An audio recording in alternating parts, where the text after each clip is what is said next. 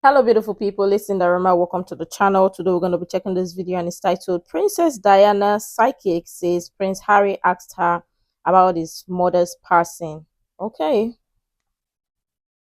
interesting. We're going to be checking this video to hear what they've got to say. Let's check it out. Among the sensational claims in Prince Harry's new book are allegations that Prince William physically attacked him. Harry says, "He grabbed me by the collar, ripping my necklace, and he knocked me to the floor. I landed up on the dog bowl, which cracked under my back, the pieces cutting into me. I lay there for a moment, dazed, then got to my feet and told him, 'Get out.'" Also in the book, he details a conversation he had with his mother's friend and psychic Sally Morgan, where he asked about his mother's death. He wrote in the book that she told him, quote, "You're living the life she couldn't. You're living the life she wanted for you."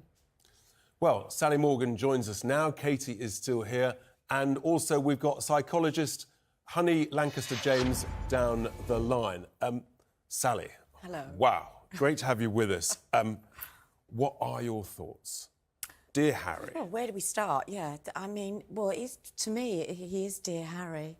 I know that, he's taking an awful lot of stick at the moment, but it's his way of grieving, I think, as well. I think that his grief... You've got to remember, I know him or spoke to him because of his grief. Yes. And... yeah, I think that it's all of this, all of his behaviour.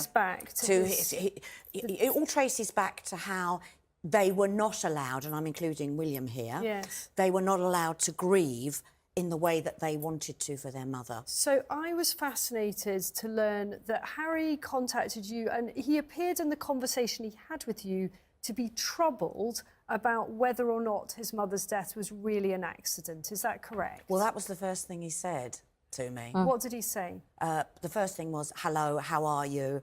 And remembering a time that we'd met. And then he said, "I really need to know, what do you think about my mother's death?" And I just said to him, I was a bit shocked, and I thought, well, it's not my place to give him my thoughts. He's asking me as a medium, as a psychic. And I said, "You need to speak to your aunt, Sarah McCorkindale." So that was Lady Diana's sister. That's right. Now, I thought that was incredibly interesting because this is new to me. So you advised Prince Harry to speak to Princess Diana's sister about what really happened. Yeah, because I thought he needs to get the information from her. She was the one that said to me 4 days after the funeral when she rang me at home, because I used to see her on a regular basis, at least 3 times a week. Right. She was, most of the time, the Princess of Wales lady in waiting. She would go on, and so she would travel down from Norfolk. I lived just off the A3 at the time. She would pop into me, then pop into me on the way back to Norfolk. Right.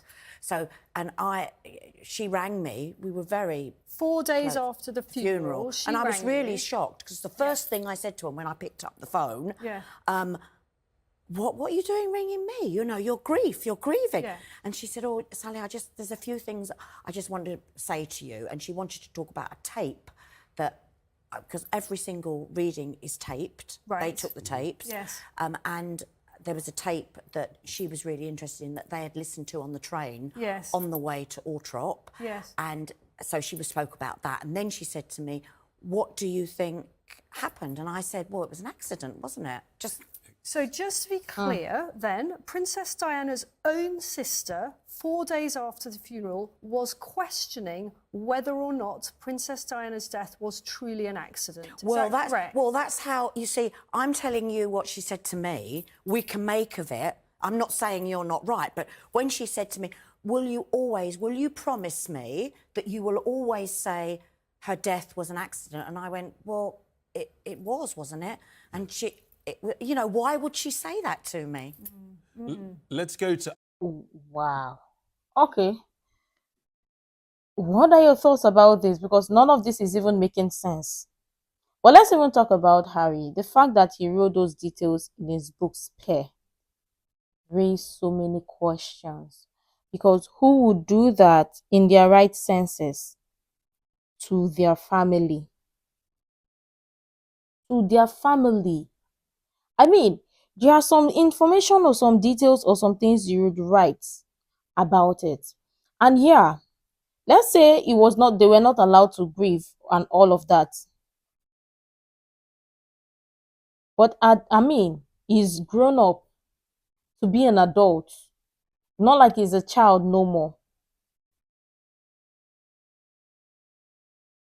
So the part where he's writing some things, we understand, yeah, asking some necessary questions about his mother's passing, because obviously maybe he was a child and he wants to get some sort of closure some way. But I mean, there are some things, it's not even in the movies where you ask some questions and you get the answer or you get the right answer. Because sometimes some things may happen and you will not get the right answer. You will not get the answer you're expecting. The only person that will give you the answer is the person that had the experience. They may share in the way they know how to or they can, but they will not share in details. I want to believe that he knows this stuff.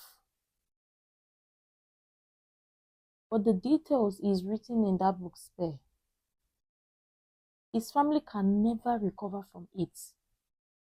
I don't know any sane family that would read details of their family and stuff and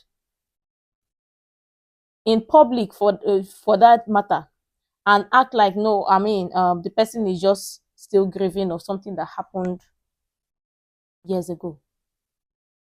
That's why you have journals. And people have journals for a reason. Because it is their private. The word private. Because, I mean, if everybody starts writing or publishing what is written in their journals, even the word itself will not be enough to contain it. So now, that's why people don't want people or don't even appreciate it when people go check their private journal. I want to believe lots of people have private journals. Have there at any point in your life you've shown your journal, everything that was written in your journal, to a friend, family, or loved ones, or any kind? I really love your honest contribution on that. And how was that moment like? Because everybody have got different experiences, different things written in their journals. Some people private things that they don't even want the next person close to them to even know about it. Honey, good evening. Thanks for joining us. So you've heard these extraordinary revelations, these bombshell claims from Prince Harry in this book. I mean, what are your thoughts about the state of mind of Prince Harry? How difficult will it be for him to try and seek some form of reconciliation that he talks about, given what he's done?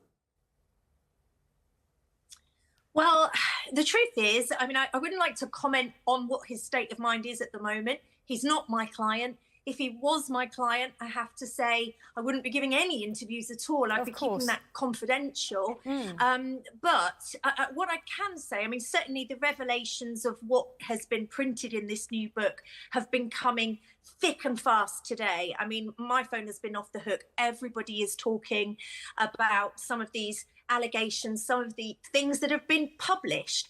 And so I think if we sort of reflect on those claims, I mean, it's my specialist area to support public figures. That's the area that I generally work in. My company, Onset Welfare, we work with production companies around the world. We specialise in supporting people who live their lives or work in the public eye. And what I see from people that we've worked with over the years, when they do a tell-all book, when they go live to the world with some big revelation, is often an individual. I mean, we work very much with the real life person. We try to get things from the horse's mouth. And what I often see is that there's usually been a very long time before this big moment, this big crescendo where it all comes out, where this person has privately struggled to hold a lid on perhaps some things that they desperately wanted to talk about, that advisors have said they shouldn't, or people have said to them that, you should keep this all behind closed doors. So that's the only thing I can think, really. He will have known the impact of these revelations.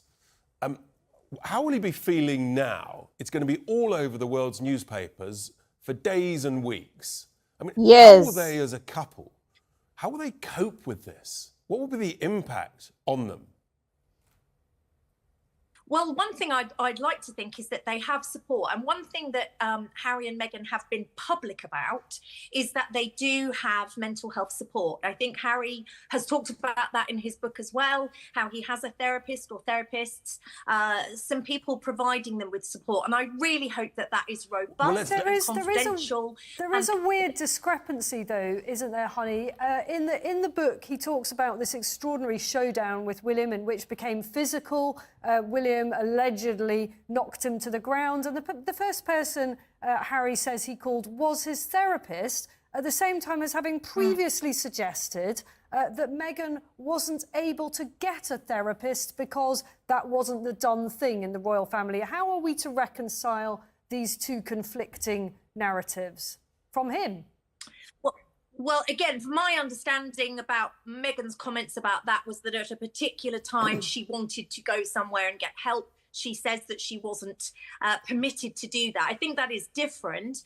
But what I think Harry's done there is actually something that, in some sense, psychologically, was probably a sensible thing to do if that's what he did, because at a time when your emotions are running high, it actually can be much more helpful to turn to a professional for support than to your close family member, because they are involved and they will have feelings about it as well, and they'll be sort of too close to the issue. So in that sense, I would say anyone else out there, anyone watching actually, who has been through major sources of conflict in their own family lives, let's face it, this is a very common thing. I would say it is helpful to reach out. As you say, honey, he is going to need...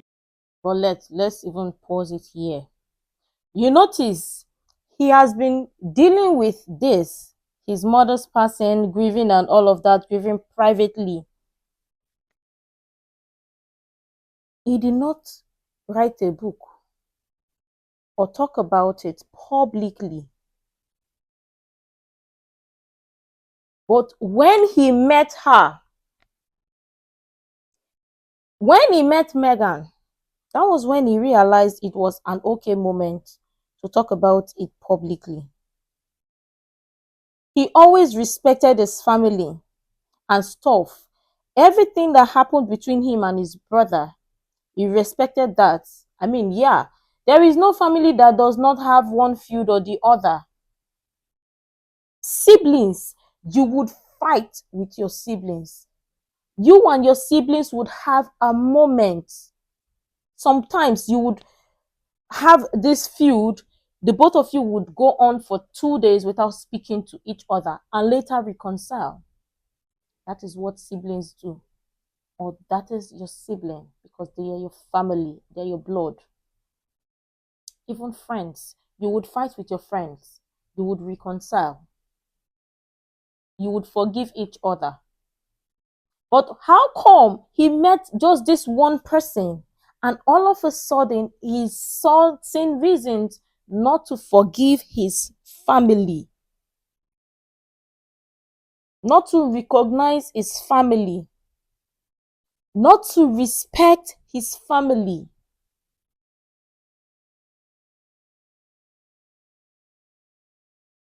So how come?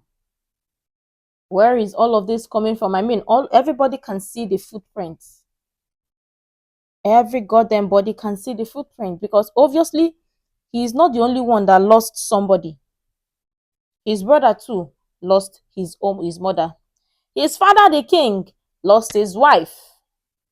Yeah. Let's say he's married to another wife. He's gotten another wife. But I mean, remember, some people, if they lose their first love, that is the end of it.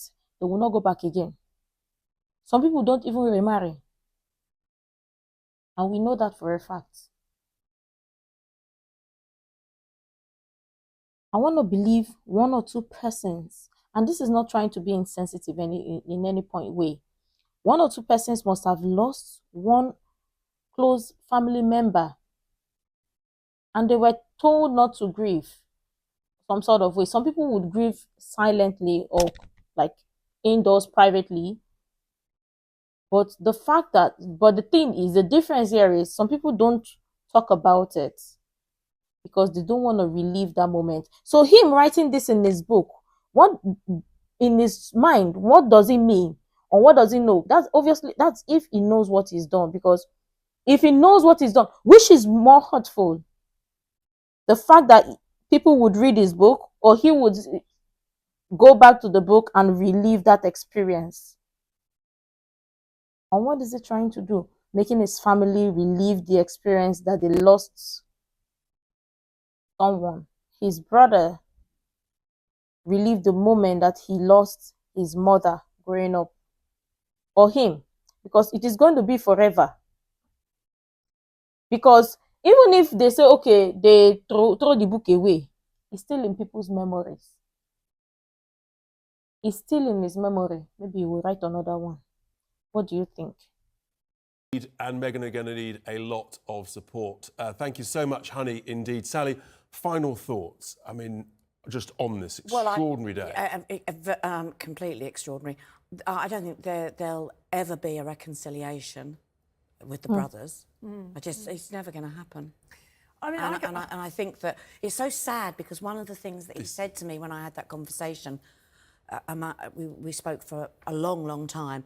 He wanted to know how his brother, he said, my bruv, how will my bruv be, knowing that William was, you know, the heir to the throne. This is the tragedy of it, isn't and it?